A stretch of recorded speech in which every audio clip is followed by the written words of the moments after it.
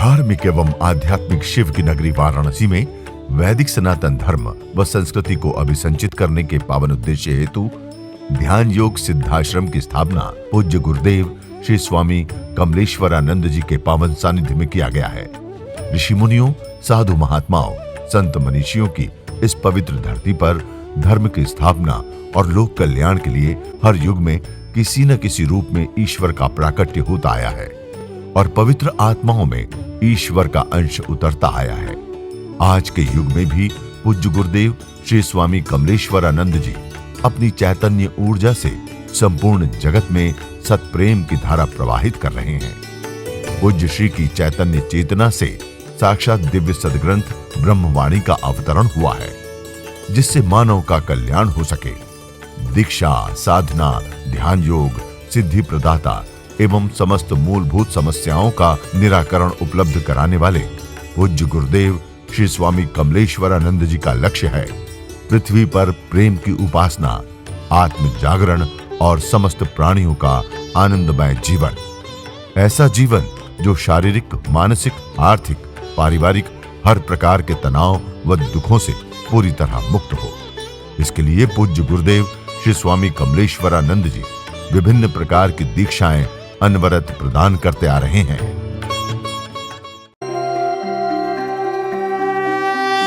ओम त्र्यंबकं यजामहे सुगंधिं पुष्टिवर्धनम् उर्वारुकमिव बन्धनात् मृत्युर्मुक्षीयमामृतात्।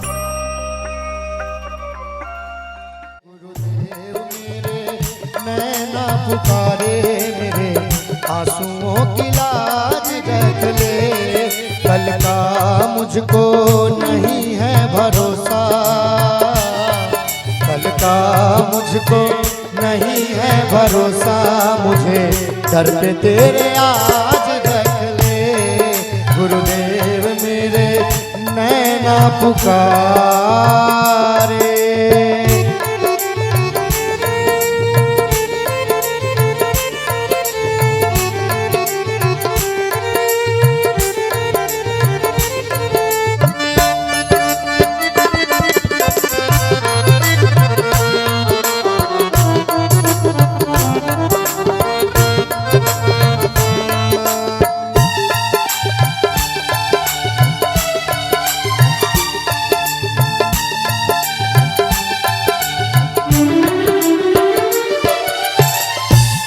जिन के नैना गुरुदेव को पुकारते हैं, जरा दोनों हाथ उठा के मीठी मीठी तालियां बजाएंगे।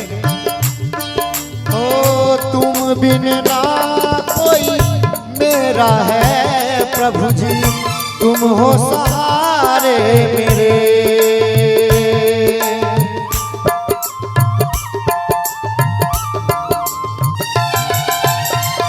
तुम बिन ना कोई मेरा है प्रभु जी, तुम हो सहारे मेरे। आस में तेरी ये जा रहा हूँ, तुम हो किनारे मेरे। तेरे नाम के सहारे जी रहा हूँ, तेरे नाम के सहारे जी रहा हूँ। मेरे सिर पे ताज रख दे गुरुदेव मेरे नैना पुकारे, मेरे आंसुओं की लाज रख ले। गुरुदेव मेरे नैना पुकारे।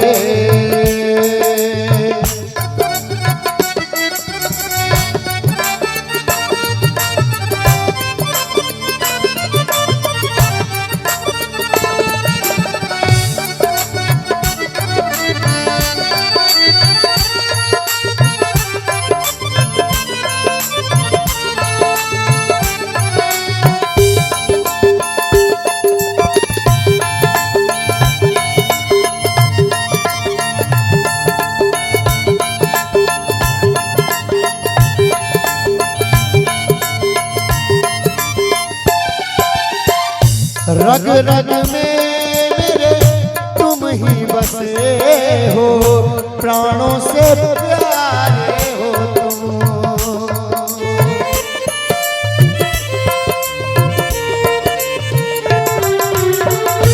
रग रग में मेरे तुम ही बसे हो, प्राणों से प्यारे तुम।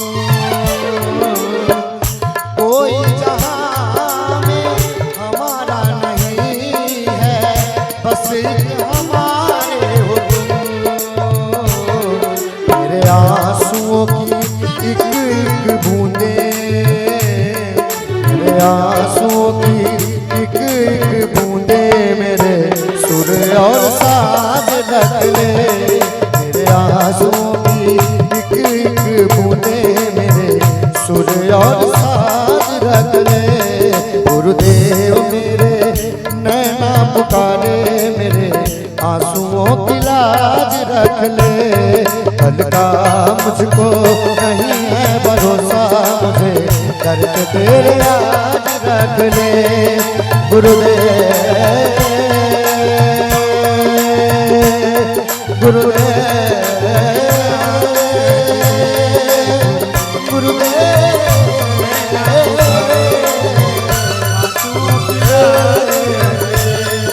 गुरुदेव।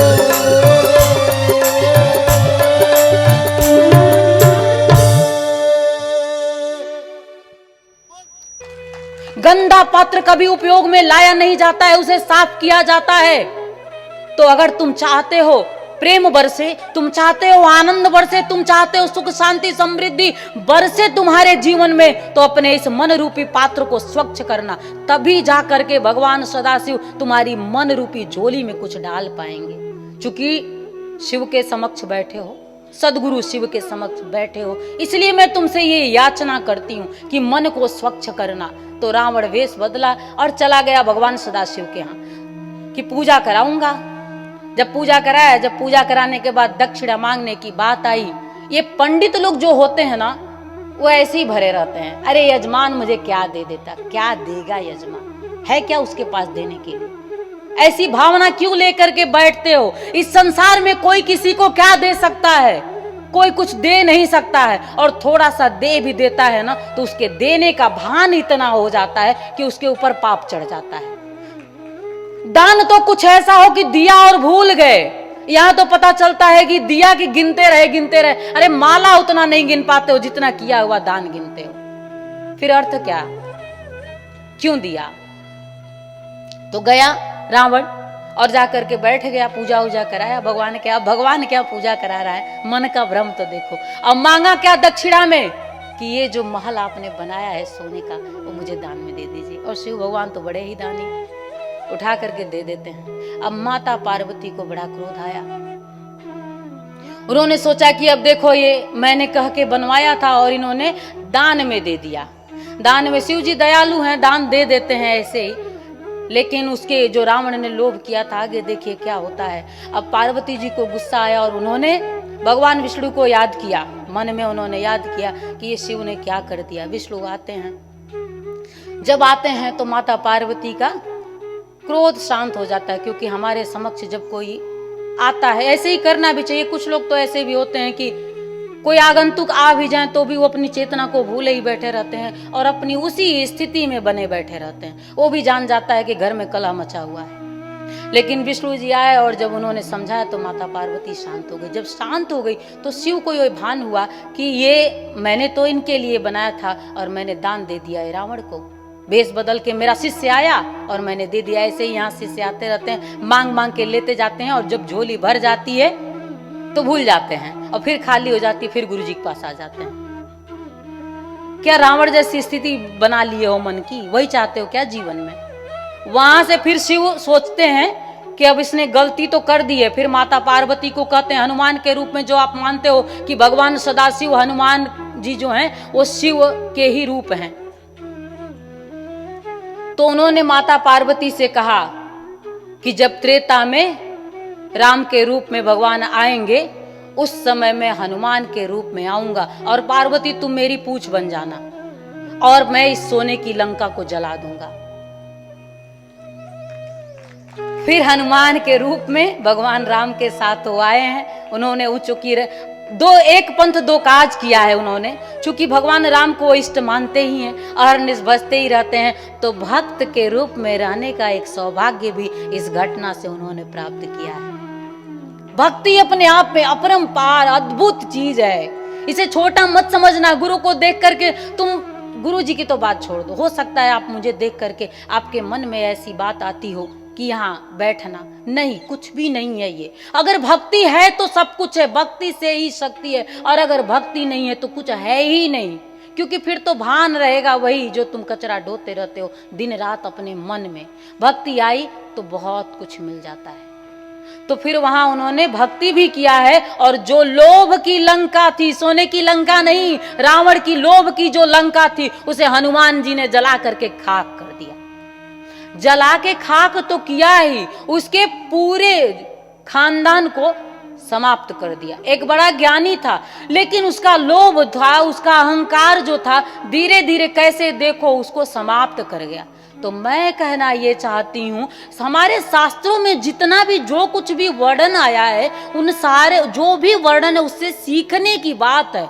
ये घटना, ये कहानी ये बताती है कि लोभ में नहीं आना है। किसी के महल को देखना है तो लोभ में नहीं आना है, क्योंकि लोभ से हमारे जीवन का निर्माण नहीं होने वाला है।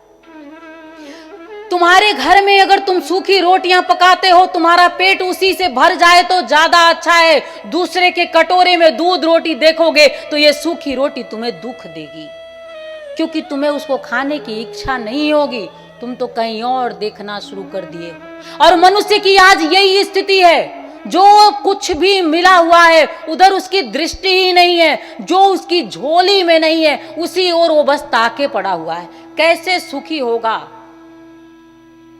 सुखी होने के लिए समर्पण में आने की जरूरत है। या तो तुम बुद्ध की तरह संकल्प भी ले सकते हो। बुद्ध ने संकल्प लिया अपदीपो भव का, और उन्होंने अपनी आत्मा को जागरण दे दिया।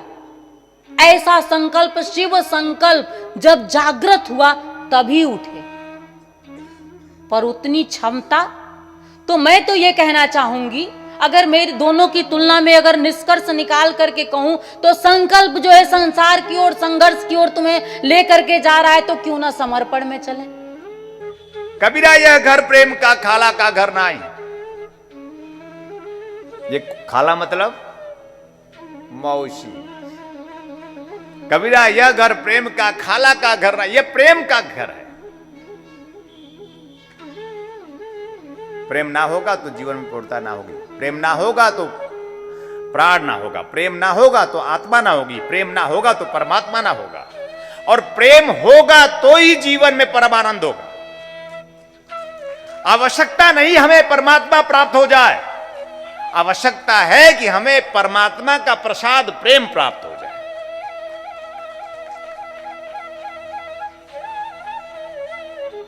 एक दिन मैंने उनसे कहा 2012 में, प्रभु मुझे ऐसा लगता है प्रेम और प्रभु में कोई अंतर नहीं है।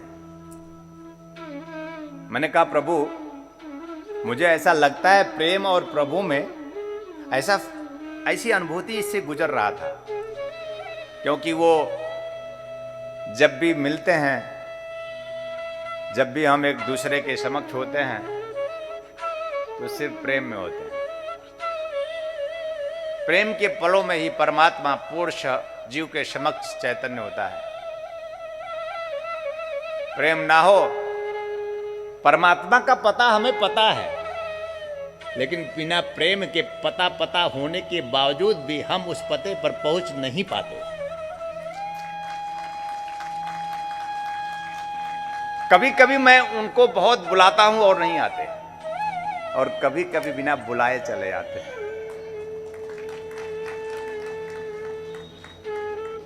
कभी कभी उनको कई दिन लग जाते हैं, 1 दिन 2 दिन 7 दिन हो जाते हैं, और बुलाते हम थक जाते हैं और आते नहीं, क्योंकि मैं जानता हूं कि मैं उन्हें बुला रहा हूं। आइए, आ जाइए, कब मिलेंगे, कैसे मिलेंगे, आएंगे कि नहीं आएंगे, इंतजार। लेकिन प्रेम हृदय में नहीं होता है, और प्रेम हृदय में हो जाए तो परमात्मा स्वतः बिना बुलाए आ जाए।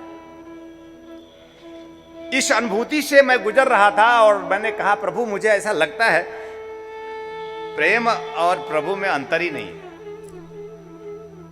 बोले कमल बिल्कुल सही कहा, प्रेम है तो प्रभु है। क्या आवश्यकता है आपको? प्रेम की। हर एक जीव प्रेम चाहता है। बताइए आप अपने घरों में प्रेम चाहते हैं या नहीं चाहते? हर माता बहनें, हर भाई बहन, पूरा घर में स्वजन सगे संबंधी सब प्रेम चाहते हैं, लेकिन कोई प्रेम में है? क्यों? क्योंकि संबंधों के बीच में कोई ऐसा गुरु प्रेम में, पूर्ण प्रेम में गुरु अगर हमारे संबंधों के बीच में ना होगा तो प्रेम रस से हम भर नहीं पाएंगे। आवश्यकता है हमारे स्वजन सगे संबंधियों के बीच में एक गुरु आए जो पूर्ण प्रेम से भरा हो। पूर्ण प्रेम से भरा मतलब पूर्ण प्रेम का अर्थ होता है जो परमात्ममय हो। बोले परम पूज्य गुरुदेव की, परम पूज्य गुरुदेव की, परम पूज्य गुरुदेव की। जय श्री नारायण, जय श्री नारायण, हर हर महादेव। इस जो भी आपके पास ज्ञान है उस ज्ञान के भ्रम से मुक्त हो जाइए। आपको ज्ञान है ही नहीं, ज्ञान पोथी में नहीं है,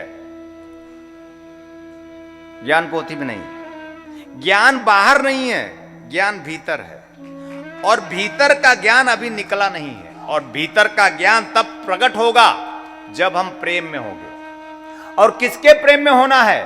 प्रेम एकमात्र सद्गुरु से होना है। सद्गुरु से प्रेम ही हमें सदाशिव को साक्षी करा सकता है। सद्गुरु से प्रेम ही हमें उस परमात्मा को प्रकट करने की शक्ति और क्षमता देता है। सद्गुरु का प्रेम ही हमें अपने आप में ओम पूर्णमदः पूर्णमिदम् कर देता है। यह हमारे जीवन का सौभाग्य है। सद्गुरुदेव भगवान निखिल परमहंस स्वामी निखिलेश्वरानंद जी हमारे जीवन में आए और उनको देखा मैंने और प्रेम हुआ। गुरु को देखें और प्रेम हो जाए। प्रेम कोई ऐसी चीज तो नहीं है कि लेंगे और देंगे। अगर हमारा मन निश्चल होगा, मन का दर्पण साफ होगा, मन पावन और पवित्र होगा तो हम प्रेम कर जाएंगे। निश्चलता ना होगी तो प्रेम ना होगा, निश्चलता ना होगी तो प्रभु भी ना होगा। और एक बात और ध्यान रखना, निश्चलता ना होगी तो भगवान सदाशिव की निश्चिंतता भी ना होगी। वह निश्चिंत है, निर्द्वंद्व है, निर्विकारी है। अगर निश्चल प्रेम होगा तो भव भय हारी है। निश्चल प्रेम होगा तो भव भय हारी है। और सही मायने में प्रेम ही ज्ञान है। ज्ञान और कुछ नहीं, प्रेम ही ज्ञान है। प्रेम ज्ञान होगा तो दिव्य सद्ग्रंथों का अवतरण स्वयं में होने लगेगा। प्रेम ही था कि गीता उद्धृत हुई, परमात्मा जाने गए। प्रेम ही था तो रामायण उद्धृत हुई, उच्च कोट के ऋषि वाल्मीकि जाने गए। त्रिकालदर्शी वाल्मीकि अत्यंत शुद्ध विशुद्ध दिव्य पावन और निर्मल निर्झर धारा ज्ञान की बहा दी और राम को अवतरित कर दिया। प्रेम ही है कि हमारे सदग्रंथ सदशास्त्र प्रामाणिक रूप से गुरु शिष्य के बीच में अवतरित हुआ। दीक्षा के माध्यम से हमारे ऐसे ग्रंथियां जागृत हो सकती हैं। दीक्षा के माध्यम से हमारे ऐसे जीवन में प्रेम घटित हो सकता है। दीक्षा के माध्यम से हमारे जीवन में ऐसी संपूर्णता प्राप्त हो सकती है। दीक्षा के माध्यम से हम वो जो चाहते हैं हमारे लिए वह अवश्य ही हम पूर्ण कर सकते हैं। इसलिए प्रत्येक जीवात्माओं को दीक्षा धारण करनी चाहिए।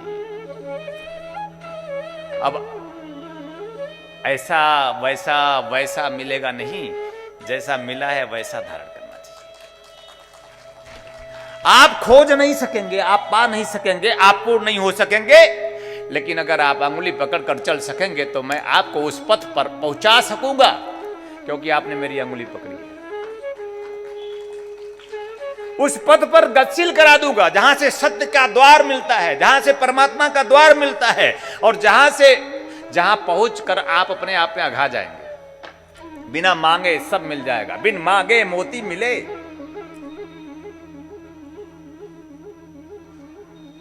मोती मिलता है मतलब महंगी चीज है। असी बाजार में मोती का दाम और बढ़ गया है। मोती तो एक उदाहरण दिया उस संत ने, बिन मांगे मोती मिले। एक उदाहरण है, मतलब मोती एक अमूल्य वस्तु जो बहुतायत नहीं मिलती। अभी तो मोती की खेती होने लगी है, पहले की अपेक्षा अब ज्यादा,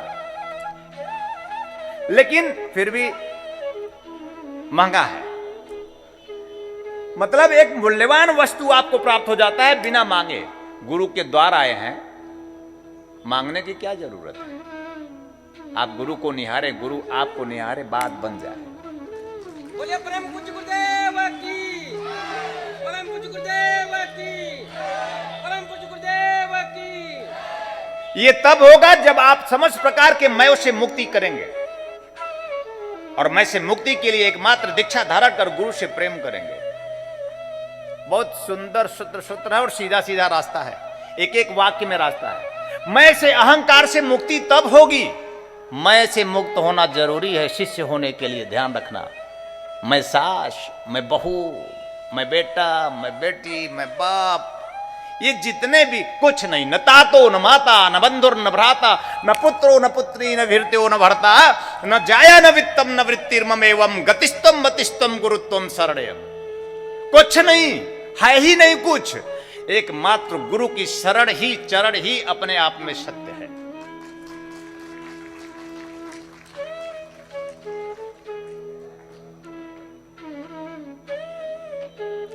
समझ गए तो जीवन अर्थ, और नहीं समझे तो जीवन व्यर्थ। समझ गए तो जीवन अर्थ, और नहीं समझे तो जीवन व्यर्थ।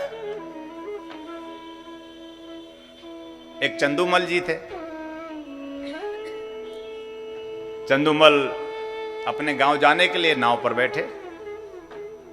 ज्ञानी थे चंदूमल।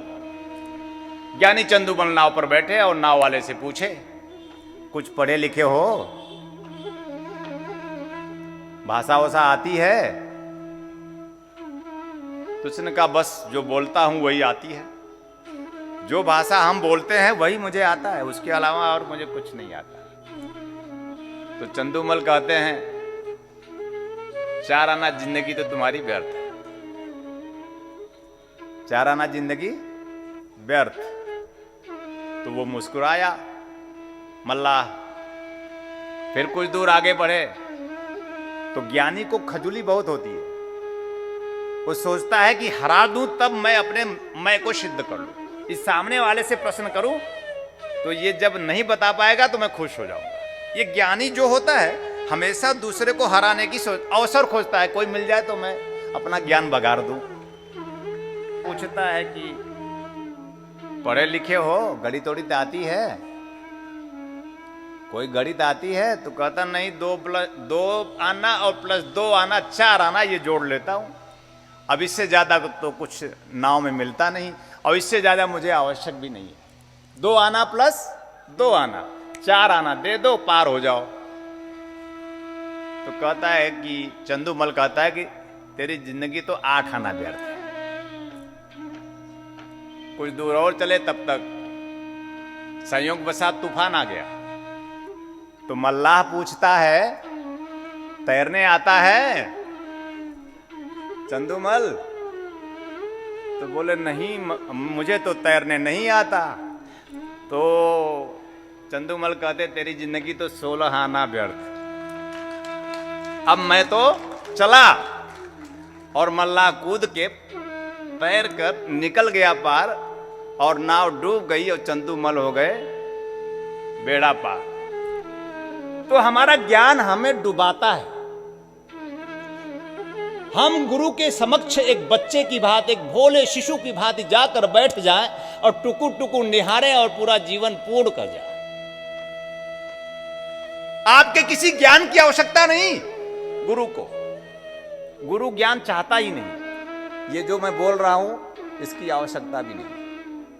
मैं तो बस एक ऐसा गुरु हूं कि सच कहता हूं कि आप मुझे देख लो और मैं आपको देख लूं, अंदर बात बन जाए, अंदर बात बन जाए, अंदर बात बन जाए, उसके लिए आपका मन शुद्ध होना चाहिए।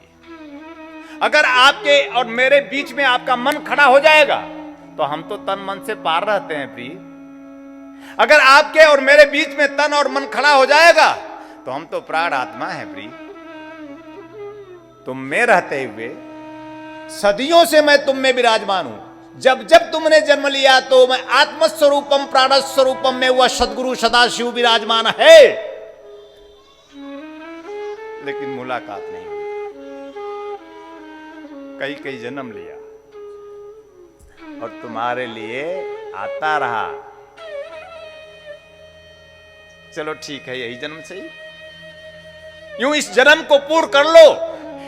ये तुम्हारे जीवन की धन्यता और पूर्णता और सिद्धि और सफलता होगी। लेकिन जब जब भी तुम विचार के रूप में खड़े होते हो, तन और मन के साथ खड़े हो जाते हो, तो तुम मुझसे, मेरे होते हुए, मुझी से होते हुए, और मैं मुझी तुम्ही में समाहित होते हुए एक दूसरे से दूर होते हैं। जहां आप सभी के सहयोग से संस्थान द्वारा विभिन्न पुण्यदायी प्रकल्प संचालित हो रहा है, वहीं समाज को सृजन हेतु पूज्य श्री की चैतन्य चेतना से दिव्य सदग्रंथों का प्रकाशन भी किया जा रहा है। ध्यान योग की निर्मल धारा जन जन में प्रवाहित करने वाले पूज्य गुरुदेव श्री स्वामी कमलेश्वरानंद जी की चेतना का साक्षात्कार दिव्य सदग्रंथ ब्रह्मवाणी, एक ऐसी रचना जिसका अवतरण स्वयं हुआ है और जिसकी साक्षी बनने का सौभाग्य मिला सुश्री नम्रता कमलिनी जी को। भावना और भक्ति का अनंत प्रवाह है ब्रह्मवाणी, तप और ज्ञान का अमृत कोश है ब्रह्मवाणी, प्रेम और समर्पण का साकार स्वरूप है ब्रह्मवाणी, आस्था और विश्वास का अनन्य मार्ग है ब्रह्मवाणी। आइए हम सभी ब्रह्मवाणी को जीवन में उतारकर अपनी आत्मा को परमात्मा से एकाकार करें। गुरुदेव एवं सुश्री नम्रता कमलिनी जी द्वारा रचित मानव उपयोगी विभिन्न विषयों पर साधनात्मक रहस्यों से परिपूर्ण और भी पुस्तकें हैं, जैसे श्री गुरु रहस्यम, साधना विधान रहस्यम, गुरु पादुका विधान रहस्यम, यज्ञ विधान रहस्यम, षोडश संस्कार दीक्षा रहस्यम, साधना सामग्री रहस्यम, भीगी पलके, कर लो आसमां मुट्ठी में, तथा पूज्य गुरुदेव के दिव्य प्रवचनों भजनों का संग्रह प्राप्त करने और भारतीय संस्कृति की धरोहर गोपनीय रहस्यों से भरपूर जीवन की समस्त समस्याओं का समाधान कराने वाली मासिक पत्रिका निखिल सत्य दर्शन की सदस्यता एवं ध्यान योग जन जागृति सेवा संस्थान के दैविक कार्यों व सेवा प्रकल्पों में सहयोग करने तथा अपने गांव शहर में सत्संग साधना शिविरों एवं कथा आयोजन हेतु संपर्क करें 8108666991, 8108666992, 8108666993, 8108666994, व्हाट्सएप नंबर 8108188488, वेबसाइट www.dhyanयोग.org.in, ईमेल service@dhyanयोग.org.in, Facebook www.facebook.com/kamleshwaranand, Twitter twitter.com/kamleshwaranand, Instagram instagram.com/swami kamleshwaranand ji, YouTube www.youtube.com/swami kamleshwaranand ji। Divya ऋषि फार्मेसी आपके लिए लेकर के आए हैं ज्वाइंट केयर टैबलेट और ऑयल, जोड़ों के दर्द से राहत पाने के लिए और मजबूत हड्डियों के लिए। इसमें मौजूद प्रोटीन्स तथा विटामिन्स हड्डियों को मजबूती प्रदान करते हैं। यह जोड़ों के आसानी दर्द को समाप्त करता है, जैसे घुटनों के दर्द व कलाई के दर्द, रीढ़ की हड्डी में दर्द, कंधों में दर्द। यदि आपको स्लिप डिस्क या सर्वाइकल है तो इन सभी परेशानियों से छुटकारा पाने के लिए आज ही मंगाएं ज्वाइंट केयर टैबलेट और ऑयल। मंगाने के लिए आप हमारे इन नंबरों पे संपर्क करें। हमारा नंबर है 8108666991, 8108666992, 8108666993, 8108666994। दिव्य ऋषि फार्मेसी आपके लिए लेकर के आए हैं रत्नम ज्योति, आँखों की संपूर्ण देखभाल के लिए।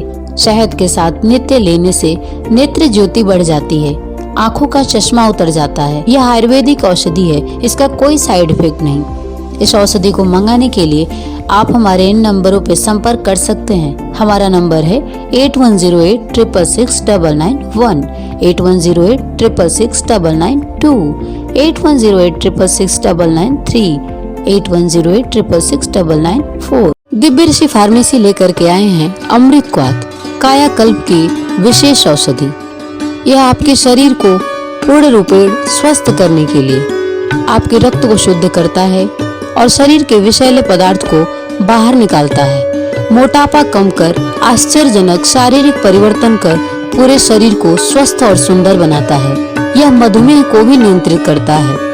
यह औषधि आपके शरीर में रोग प्रतिरोधक क्षमता को बढ़ाता है। यह एक चमत्कारिक औषधि है। इसे मंगाने के लिए आप हमारे इन नंबरों पे संपर्क करें 8108666991, 8108666992, 8108666993, 8108666994।